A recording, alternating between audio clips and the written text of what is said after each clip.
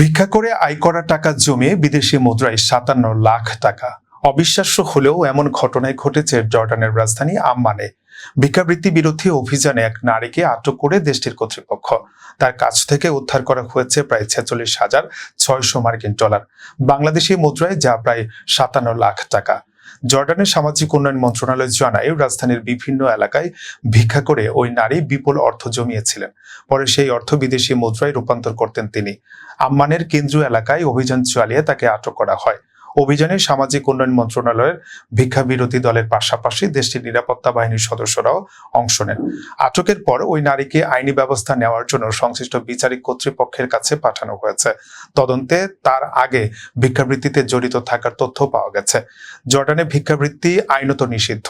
দেশটির আইনে জনসম্মুখে অর্থ বা সাহায্য চাওয়াকে অপরাধ হিসেবে গণ্য করা হয়। বারবার ভিক্ষা করতে গিয়ে ধরা পড়লে কারাদণ্ডের বিধানও রয়েছে। এ ঘটনায় সাধারণ মানুষকে সরাসরি ভিক্ষুকদের অর্থ না দেওয়ার আহ্বান জানিয়েছে জর্ডানের সামাজিক উন্নয়ন মন্ত্রণালয়। এর পরিবর্তে অনুমোদিত দাতব্য সংস্থার মাধ্যমে সহায়তা করার পরামর্শ দেওয়া হয়েছে।